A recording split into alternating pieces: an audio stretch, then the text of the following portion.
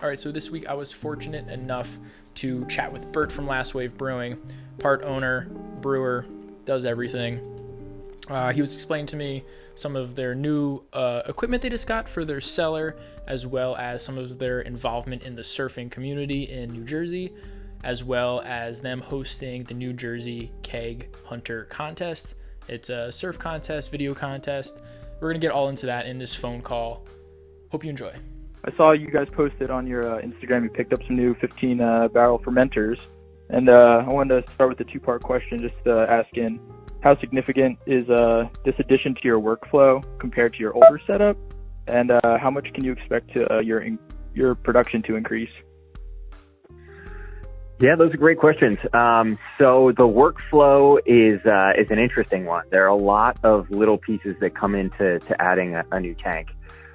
First off, managing both of those tanks becomes just another layer in the grand scheme of our entire cellar. So making sure that all of our processes are set up appropriately for good management technique, and making sure we know what's in each one and how what each beer needs at any one given moment is slowly becoming more and more of a big task in and of itself. So in May we hired an assistant brewer, Mike, who's been huge in just helping us manage the cellar, while there's plenty of other stuff to do in the business day to day. So in the way of management, or in the way of workflow, it's really just kind of managing each beer through the entire process with two new tanks on top of it. In the way of increase in volume, it's going to be huge for us. We have been running large batches of beer into two 15-barrel tanks for the last about year. So to have the fermentation capacity to actually go with another two, it basically doubles our large-scale distribution capacity while not touching our ability to kind of, have some fun on the smaller batches. We have a few 5-barrel tanks, a 10-barrel tanks that really, it really helps us increase our reach, in addition to, keeping the flow of interesting, different beers in-house that we have come to know and love, and our consumers have come to know and love. That's awesome. Does that answer that question? Yeah, perfectly. So are you guys self-distribution? We are. We do all self-distributed. So right now, Yeah. So, how far? That's a good question. Yeah. Right now, our salesman, Joe, has been working really, really hard. And part of this new tank addition, will come with the addition of a driver role, as well as a new van soon to get that driver out on the road. Joe's been doing an incredible job, just getting us into, places that are really receptive to the beer and want to have us on an ongoing basis. So one of the things we look for is we want to kind of partner with most of our accounts, whether it be a liquor store or a bar.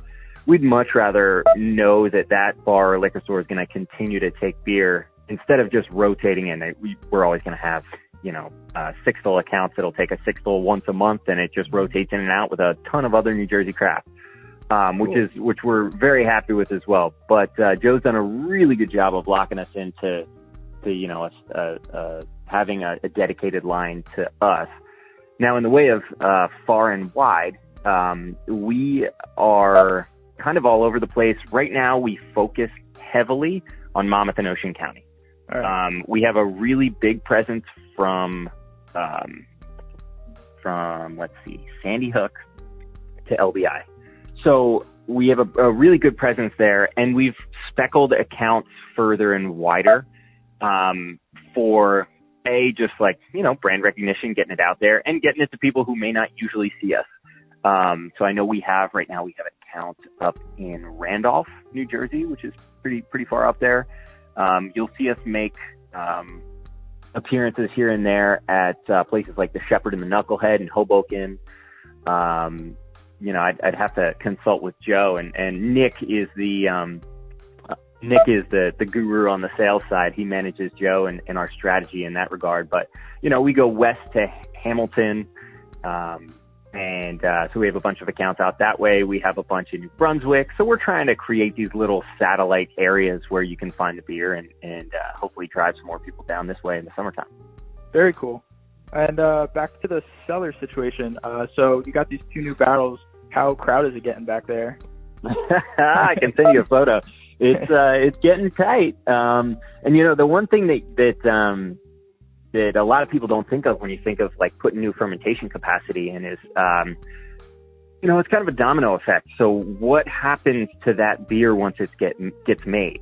I don't know if you also saw on our Instagram last week, we also got a shipment of new kegs because I did, yeah. Once the beer gets made, and it's like, great, we've got more beer. Where do we put it? So that's kind of why we ordered the kegs in conjunction with those tanks, because it really allows us to continue to leverage that tank as best as possible. So we can empty it into kegs or into one of our bright tanks and then fill it up immediately again. Without the opportunity to empty it, you can't fill it, right? Mm-hmm. So that's going to really help our workflow. But then that domino effect, then the domino hits, where do we put the kegs?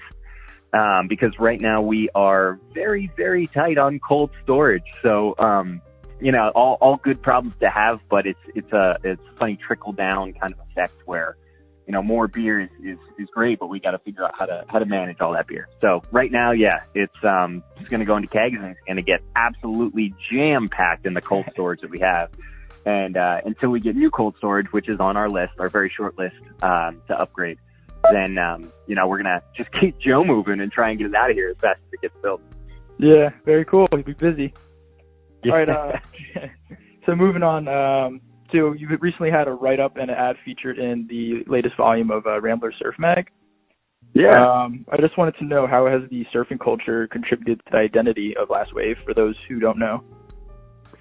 Yeah, I would say that I hope that the surfing culture has shaped Nick and I very much, and I think that's probably its biggest contribution to Last Wave is, Last Wave was our brainchild, right? So like my wife, myself, and Nick kind of designed this place to feel like his mom or his grandmother's surf garage.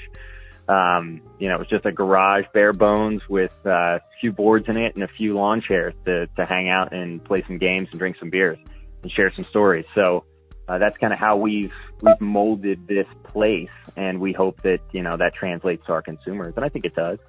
But that's probably the biggest influence that they've probably had a bigger influence on us than we have them. One of the things that we saw an opportunity for was, O'Neill does a great Wave of the Winter contest every year.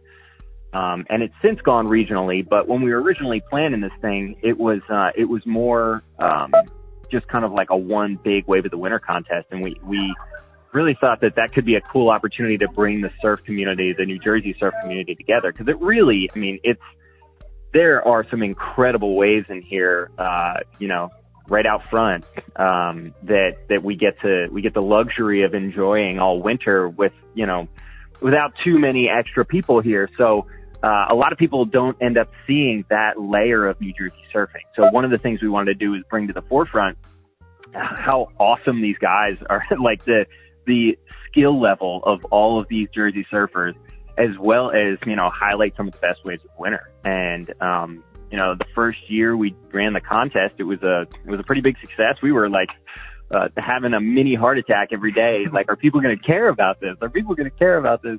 And we were like, if we could just get 75, 100 people into a room and show them some waves and have them vote, that could be a blast. And the party was a ton of fun.